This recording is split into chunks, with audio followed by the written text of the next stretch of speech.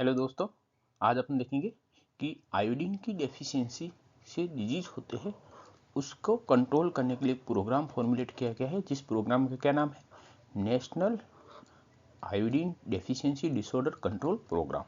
इसके जो नोट्स की पीडीएफ है वो उसका लिंक है वो डिस्क्रिप्शन में अवेलेबल है, वहाँ से आप देख सकते हो। प्लस अपन ये देख सकते हैं यहाँ पे national iodine deficiency control programme का लोगो है यहाँ पे। और नेशनल आयोडीन डेफिशिएंसी के लिए सबसे फर्स्ट प्रोग्राम वो कब लॉन्च किया गया था, 1962 में। उस प्रोग्राम का क्या नाम था, नेशनल गोइटर कंट्रोल प्रोग्राम। तो उसमें सिर्फ और सिर्फ गोइटर पे फोकस्ड किया गया था, जिसका बाद में चेंज करके 1992 में बात करें तो उस प्रोग्राम का नाम क्या रख दिया गया, NIDDCP, नेशनल आयोडीन डेफिशिएंसी, ठीक है ना, डिसऑर्डर कंट्रोल प्रोग्राम। तो एक तरह से अपन देखें कि इसमें 1992 में IDD को इंक्लूड किया गया, ठीक है, और पहले गोइटर को इंक्लूड किया गया था प्रोग्राम में सिर्फ। तो आयोडीन डेफिशिएंसी डिसऑर्डर एक ब्रॉडर टर्म है जिसमें spectrum of the IDD present होते हैं, मल्टीपल डिजीज प्रेजेंट होते हैं आयोडीन की डेफिशिएंसी से।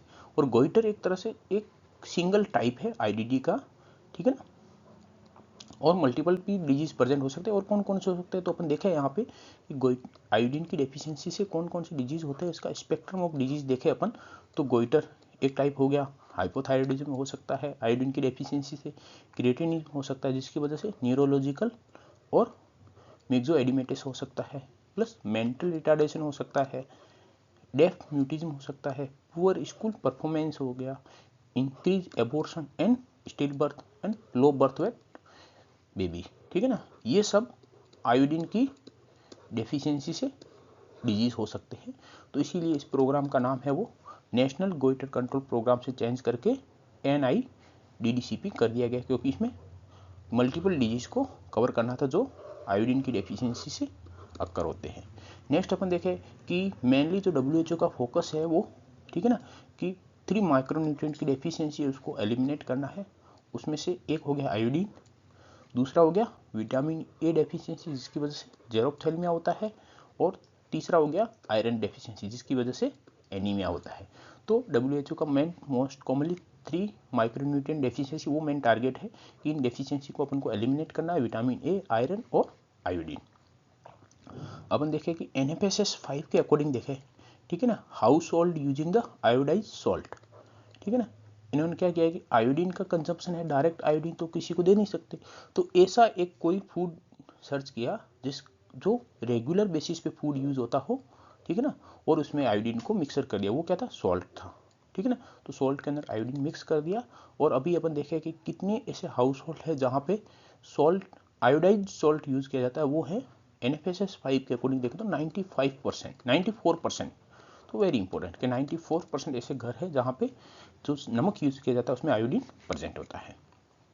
IDD को मैंने डिफाइन कर दिया कि iodine deficiency disorder are the group of the preventable disorder, means कि वो आयोडीन की डेफिशिएंसी से जो डिजीज होते हैं उसको अपन प्रिवेंट कर सकते हैं, ठीक है, कि अपन उनको इनिशियल फेज में आयोडाइज सॉल्ट यूज करने को बोले तो जो भी डिसऑर्डर है उसको प्रिवेंट कर सकते हैं, ठीक है ना।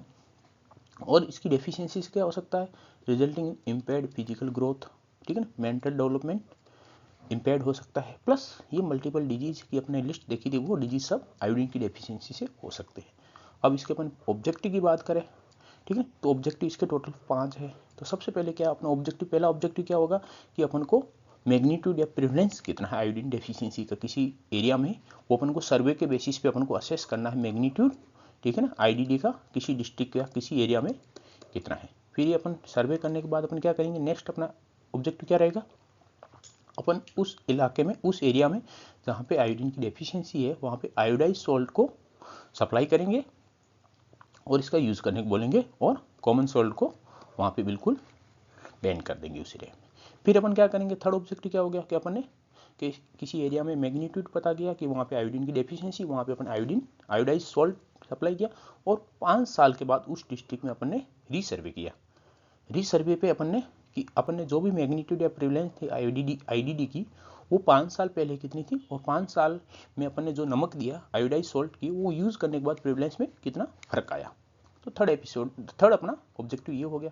फोर्थ ऑब्जेक्टिव देखे अपन कि अपन जो भी रीसर्वे कर रहे हैं तो अपन कौन से मॉनिटर करें कर रहे हैं, ठीक है ना। तो कौन से इंडिकेटर अपन यूज करेंगे, तो उसमें अपन यूज करेंगे, ठीक है ना, कि iodise content in the salt और यूरिन आयोडीन एक्सक्रीशन, ये अपन दो मोस्ट कॉमनली पैरामीटर यूज करेंगे, इंडिकेटर यूज करेंगे, प्लस ठीक है ना, उनको अवेयर करेंगे और पब्लिसिटी करेंगे अपन इसी रिगार्डिंग के आपको आयोडाइज सॉल्ट का यूज़ करना है और आयोडाइज सॉल्ट के यूज़ करने से इसका क्या बेनिफिट हो सकता है और कॉमन सॉल्ट का यूज़ करने से आपको क्या क्या नुकसान हो सकते हैं, इस रिगार्डिंग अपन को पब्लिक को अवेयर करना है। तो ये 5 ऑब्जेक्टिव हो गए।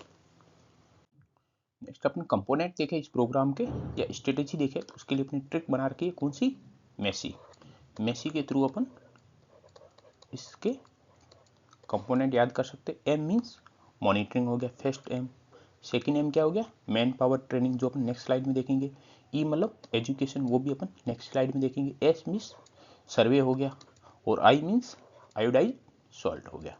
अपना 1 बाई 1 जो कंपोनेंट है उसको कवर करेंगे। सबसे पहला कंपोनेंट का सर्वे, ठीक है। सर्वे मीन्स के प्रोग्राम के थ्रू अपन किसी एरिया में सर्वे करेंगे, वहाँ का प्रॉब्लम का मैग्नीट्यूड अपन पता लगाएंगे, फिर वहाँ पे अपन आयोडाइज, ठीक है ना, सॉल्ट सप्लाई करेंगे और फिर 5 साल बाद अपन वापस उस लोकेशन पे रीसर्वे करेंगे, ठीक है ना। और रीसर्वे के टाइम अपन असेस करेंगे कि आयोडीन डेफिशिएंसी का जो मैग्नीट्यूड था उसमें क्या फर्क आया, प्लस अपने जो भी आयोडाइज सॉल्ट वहाँ पे अपने सप्लाई किया था उसका क्या इम्पैक्ट आया, ठीक है ना। तो ये फर्स्ट हो गया सर्वे में।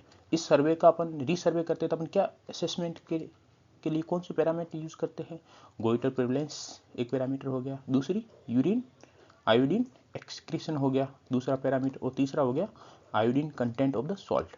कि अपन कभी भी, ठीक है ना, आयोडीन आयोडीन की डेफिशिएंसी को मेजर करते हैं तो 3 पैरामीटर यूज करते हैं, 3 इंडिकेटर यूज करते हैं मोस्ट इंपॉर्टेंट, जो अपन तीनों के पता होना चाहिए। मोस्ट कॉमनली कौन से, प्रेवलेंस, ठीक है ना, यूआई ई यूरिन आयोडीन एक्सक्रीशन और iodine content of the salt, most commonly 3 upon indicator use करते हैं। फिर अपन नेक्स्ट अपना कंपोनेंट देखे, अपन क्या हो गया, provision of the iodise salt की प्रोग्राम है वो क्या रिकमेंडेड करता है, आयोडाइज सॉल्ट को यूज करना है, ठीक है। और प्लस क्या इंडिकेट करता है कि जहां भी नॉन आयोडाइज सॉल्ट सेल हो रहा है उसको बैन करना है, ठीक है ना, किसी भी एरिया में किसी भी डिस्ट्रिक्ट में। प्लस फील्ड लेवल पे, ठीक है ना, टेस्टिंग किट, ठीक है ना, आयोडीन टेस्टिंग किट आती है फील्ड लेवल पे, उस बेसिस पे अपन उस टेस्टिंग किट का यूज करके अपन सॉल्ट में कितने % आयोडीन है उसको अपन मेजर कर सकते, वो भी इंक्लूजन किया गया है। प्लस कि जहाँ भी आयोडाइज सॉल्ट का प्रोडक्शन हो रहा है और जिस लेवल पे कंजप्शन हो रहा है, ठीक है ना, उस लेवल दोनों लेवल पे सॉल्ट के अंदर कितने अमाउंट में आयोडीन प्रेजेंट है, वो एक लिमिट एक क्राइटेरिया है, वो फुलफिल होना बहुत ज़रूरी है। तो ये वेरी इंपॉर्टेंट, इसे नीट पीजी में भी एमसीक्यू आता है, ठीक है ना, और नॉर्मल एमसीक्यू भी आता है, और वेरी इंपॉर्टेंट अपन को पता होना चाहिए डाटा, ठीक है। तो प्रोडक्शन लेवल पे कितना % होना चाहिए आयोडीन, ठीक है ना, सॉल्ट के अंदर कंटेंट, तो 30 ppm, और वो कंजप्शन लेवल पे कितना होना चाहिए, मिनिमम 15 ppm, ठीक है ना। कि आपने जहाँ पे प्रोडक्शन हो रहा है आयोडाइज सॉल्ट का, वहाँ पे उस सॉल्ट के अंदर 30 ppm आयोडीन प्रेजेंट होना चाहिए, और धीरे धीरे समय के साथ कम हो, ठीक है ना, ट्रांसपोर्ट के टाइम, स्टोरेज के टाइम, पर कंजप्शन लेवल पे मिनिमम 15 ppm आयोडीन प्रेजेंट होना चाहिए सॉल्ट के अंदर।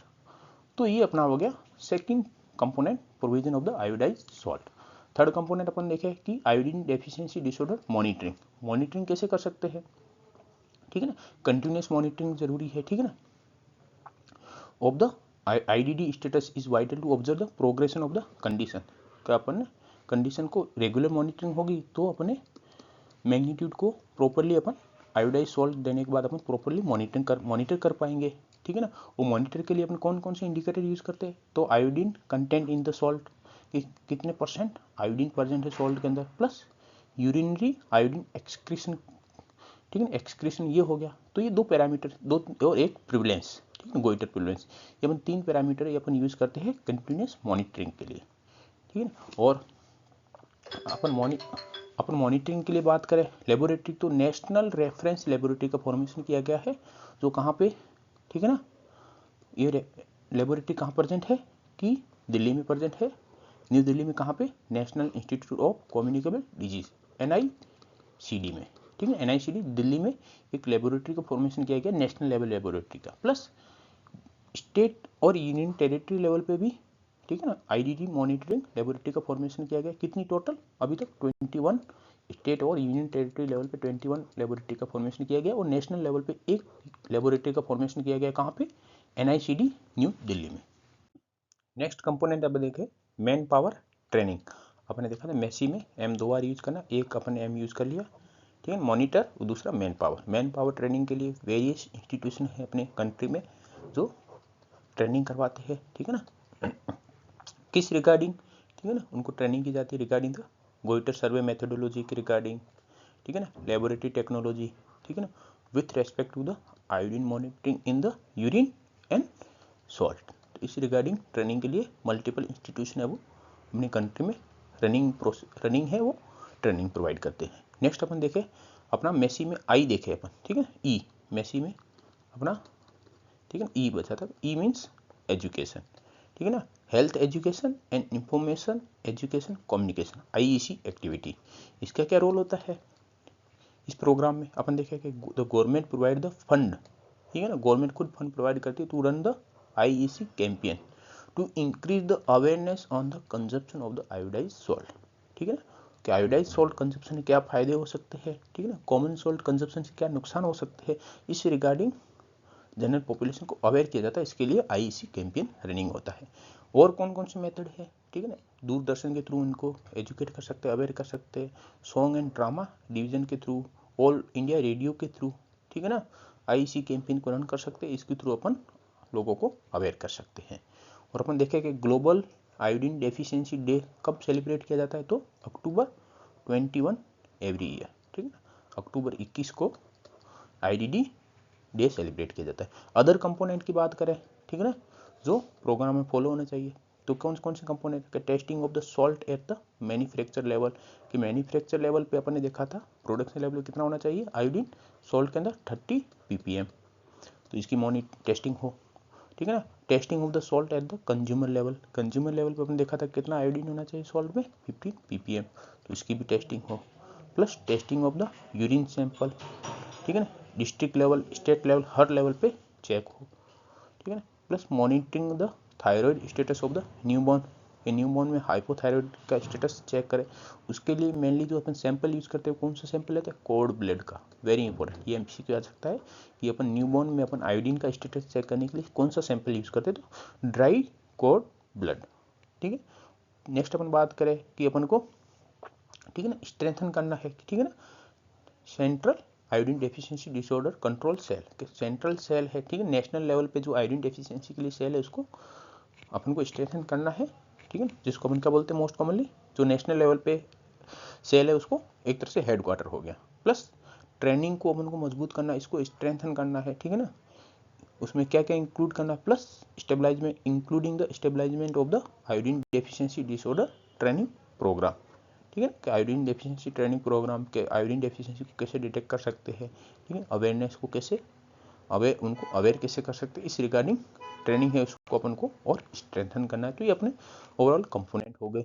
नेक्स्ट अपन देखा था कि इंडिकेटर्स, मॉनिटरिंग के लिए जो इंडिकेटर है मोस्ट कॉमनली कौन से? 3 है, ठीक है ना, goitre prevalence, median urinary iodine और household consumption, household consuming the iodise salt, कि कितने हाउस होल्ड है वो आयोडाइज सॉल्ट यूज करते हैं, तो मोर देन 90% होना चाहिए टारगेट, ठीक है ना। अपने देखा था NFSS 5 के अकॉर्डिंग वो कितना था? 94% था, ठीक है ना, 94% तो ठीक था।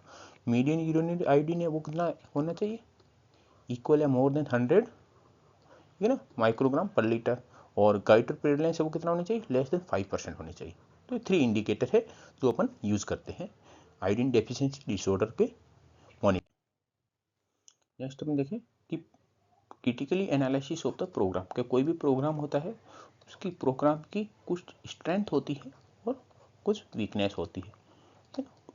तो आजकल ये भी क्वेश्चन आता है कि किसी प्रोग्राम को क्रिटिकली एनालिसिस कैसे कर सकते हैं। तो सबसे पहले अपन देखेंगे अचीवमेंट या strength of the programme.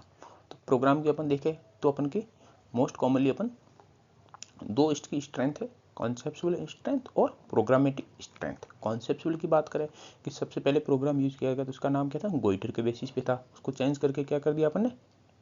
IDD के बेसिस पे। कि अपन पहले यूज करते थे नेशनल गोइटर कंट्रोल प्रोग्राम नाम था, जिसमें सिर्फ और सिर्फ गोइटर पे फोकस किया जाता था। बाद में अपन ने DD CP उसको कर दिया, आयोडीन डेफिशिएंसी डिजीज, तो मल्टीपल स्पेक्ट्रम ऑफ डिजीज को कवर करता है। तो इसलिए ठीक है ना, ये अपनी अचीवमेंट हो गया। ठीक है ना, IDD क्या इंक्लूड करता है, इसके रिगार्डिंग अपन देख चुके हैं कि MR मेंटल रिटार्डेशन को, क्रेटिनिज्म को, फेटल लॉस को, ठीक है ना, डेफ म्यूटिज्म को, सिर्फ गोइटर को नहीं, इन सबको भी ये कवर करता है। ठीक है ना, नेक्स्ट अपन बात करें कि जो प्रिवेंटिव स्ट्रेटेजी है इस प्रोग्राम की वो साउंड वे में है। ठीक है ना, कैसे कि यूनिवर्सल सॉल्ट आयोडाइजेशन, एक तरह से सिंपल प्रोसीजर कि आपको आयोडीन कंज्यूम करना है, उसके लिए आप क्या कर दो, सॉल्ट तो हर कोई इंसान कंज्यूम करता है, उसके साथ ठीक है ना आयोडाइजेशन कर दो आयोडीन का। ठीक है ना, तो एक तरह से सिंपल, चीप, फेसिबल और हाईली कॉस्ट इफेक्टिव स्ट्रेटेजी हो गई। नेक्स्ट है पॉपुलेशन बेस्ड इंटरवेंशन। इसका क्या मीनिंग है कि इन्होंने क्या बोला कि सॉल्ट के साथ आयोडीन को मिक्स कर दो। ठीक है ना, तो आयोडीन का कंजप्शन है वो रेगुलर बेसिस पे हो जाएगा और ठीक है कांस्टेंट बेसिस पे होगा। क्यों? क्योंकि अपन सॉल्ट का यूज करते हैं वो, ठीक है ना, सॉल्ट के रिगार्डिंग देखें कि सॉल्ट यूनिवर्सली कंज्यूम किया जाता है, सेंट्रली प्रोसेस्ड एक मेथड है, ठीक है ना, यूज किया जाता है और इन फेयरली कांस्टेंट अमाउंट में कंज्यूम किया जाता है सॉल्ट। ठीक है ना, तो ये सॉल्ट के लिए ये पॉइंट फिट हो रहा है, तो ये सेम के सेम फिट पॉइंट किसके लिए फिट हो जाएंगे, आयोडीन के लिए हो जाएंगे। इसलिए इसको अपन क्या बोलते हैं, पॉपुलेशन बेस्ड इंटरवेंशन। नेक्स्ट अपन देखें प्रोग्रामेटिक स्ट्रेंथ क्या क्या है इस प्रोग्राम की, तो clear biological and programme indicator के अपने इंडिकेटर देखे थे मॉनिटरिंग के लिए, आयोडीन डेफिशिएंसी का मॉनिटर अपन के लिए इसमें प्रोग्राम में फिक्स इंडिकेटर इंक्लूड किए गए, goitre prevalence, median urinary iodine excretion और how much percent household consuming the iodise salt. तो ये 3 इंडिकेटर है जो इंक्लूड किए गए, प्लस लेजिस्लेटिव सपोर्ट भी इसमें है। प्रोग्रामेटिक स्ट्रेंथ में अपन देखा तो ठीक है, ban on the sale of the non iodised edible salt के ऊपर बैन हो, plus integration with the health system, इसको मल्टीपल हेल्थ सिस्टम के साथ इंटीग्रेट किया गया है। जैसे अपन देखें कौन कौन से हेल्थ सिस्टम, तो प्राइमरी हेल्थ केयर लेवल पे, ठीक है ना, ICDS प्रोग्राम में, स्कूल हेल्थ प्लेटफॉर्म लेवल पे, ठीक है ना, इसी प्रोग्राम पहले से रनिंग, इसके थ्रू इसको भी इम्प्लीमेंट किया गया है। ये भी एक तरह से इस प्रोग्राम का अचीवमेंट है, स्ट्रेंथ है। अपन नेक्स्ट देखें कि लिमिटेशन क्या क्या है, वीकनेस क्या क्या है इस प्रोग्राम की, उसको अपन कवर करें। तो इम्प्लीमेंटेशन गैप, ये वीकनेस होगी, क्या इंडिकेट करती है कि इनएडिक्वेट मॉनिटरिंग है और क्वालिटी कंट्रोल इश्यू है, इस वजह से इम्प्लीमेंटेशन गैप क्रिएट हो रहा है। अब इनएडिक्वेट मॉनिटरिंग के बारे में देखें कि आयोडीन कंटेंट ऑफन डिक्लाइन, ठीक है ना, मीन्स लो अमाउंट में या बिल्कुल ही सॉल्ट के अंदर आयोडीन प्रेजेंट नहीं है, कब, ड्यूरिंग स्टोरेज, ड्यूरिंग ट्रांसपोर्ट और एट हाउस होल्ड लेवल पे।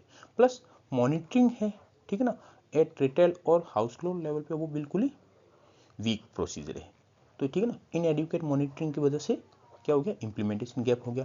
प्लस अपन क्वालिटी कंट्रोल इश्यू क्या हो सकते हैं, नॉन यूनिफॉर्म आयोडाइजेशन, ठीक है ना, कि हर किसी भी टाइप के नमक में डिफरेंट क्वांटिटी में आयोडीन प्रेजेंट है। Plus inconsistent iodine level in market salt, market salt में डिफरेंट ब्रांड के नमक आते हैं, ठीक है, सॉल्ट आते हैं और हर सॉल्ट में जितनी रिक्वायरमेंट होती है उस अमाउंट में आयोडीन नहीं प्रेजेंट होता है और डिफरेंट अमाउंट में आयोडीन प्रेजेंट होता है उस सॉल्ट में।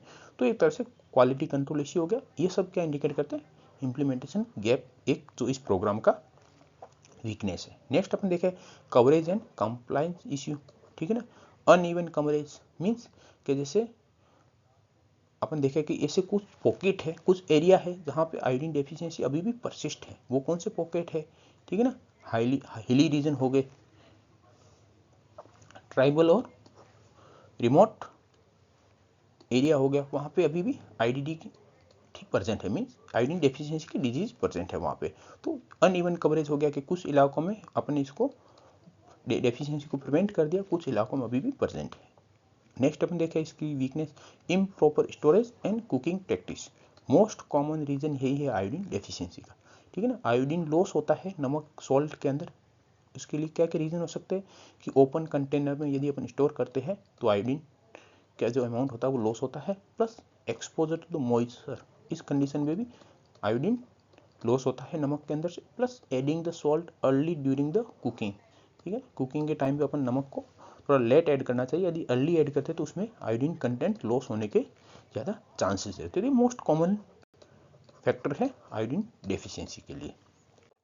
नेक्स्ट अपन बात करें बिहेवियर एंड सोशल कॉन्स्ट्रेंट कि बिहेवियर एंड सोशल फैक्टर कौन कौन से, लो अवेयरनेस, ठीक है ना, लोगों को ये पता ही नहीं है, अंडरस्टैंडिंग ही नहीं है कि आईडीडी की वजह से मेंटल डेवलपमेंट अफेक्ट हो सकता है, ठीक है ना। गोइटर तो एक और सिर्फ आयोडीन की डेफिशिएंसी की वजह से, ठीक है ना, जो प्रेजेंट है वो एक टिप ऑफ द आइसबर्ग है, ठीक है, कि आयोडीन की डेफिशिएंसी से जो, ठीक है ना, आइसबर्ग फिनोमेना था, सबमर्ज पोर्शन है, सब क्लिनिकल केसेस है वो अब तक आइडेंटिफाई नहीं हुए, वो बहुत सारे केसेस है आयोडीन की वजह से। तो ये सब क्यों है, लो अवेयरनेस की वजह से, प्लस मिथ एंड मिसकॉन्सेप्शन, ये अपन हर किसी प्रोग्राम में ये पॉइंट है, वो सोशल फैक्टर ये तो काम होता है, ये इसकी वजह से क्या यहाँ पे वीकनेस क्यों है, इस मिथ और मिसकॉन्सेप्शन क्या है, ठीक है ना, आयोडाइज सॉल्ट के रिगार्डिंग कि टेस्ट चेंज होता है, ठीक है, आयोडीन प्रेजेंट होगा तो टेस्ट चेंज होगा, ये एक मिसकॉन्सेप्शन है, प्लस कॉस्ट कंसर्न है, ठीक है ना, कि आयोडाइज सॉल्ट है वो थोड़ा महंगा मिलता है और कॉमन सॉल्ट है वो सस्ता मिलता है, ये भी एक तरह से, ठीक है ना, क्या, तो ये भी एक तरह से फैक्टर काम है। नेक्स्ट अपन देखें इवोल्यूशन लिमिटेशन, ठीक है ना, कि अपन आयोडीन डेफिशिएंसी को मेजर करने के लिए सिर्फ गोइटर रेट पे ही फोकस रहते हैं, तो एक तरह से ये वीकनेस है, ठीक है, क्यों, क्योंकि गोइटर है वो लेट इंडिकेटर है और करंट आयोडीन इंटेक्ट को रिफ्लेक्ट नहीं करता है, ठीक है ना, तो एक तरह से इस प्रोग्राम की ये इवैल्यूएशन लिमिटेशन होगी, ठीक है ना, क्यों, क्योंकि अपन मोस्ट कॉमनली अपन किस पे डिपेंड रहते हैं, ठीक है ना, यूरिन आयोडीन एस्टिमेशन पे अपन डिपेंड रहते हैं, ये एक तरह से बेस्ट मेजरमेंट है आयोडीन डेफिशिएंसी को एस्टिमेट करना है, तो एक तरह से यूनिफॉर्मली प्रेजेंट नहीं है, ठीक है ना, हर कहीं भी इसकी लेबोरेटरी प्रेजेंट नहीं, इसलिए अपन इसका यूरिन आयोडीन टेस्टिंग करना मुश्किल है, इसलिए अपन गोइटर रेट का यूज करते हैं, और ये एक तरह से करंट स्टेटस और को शो नहीं करता है आयोडीन की डेफिशिएंसी का, और लेट इंडिकेटर है, तो एक तरह से डेफिशिएंसी होगी, ठीक है, वीकनेस होगी इस प्रोग्राम की, ठीक है। तो thank you for your watching and thank you for your patience.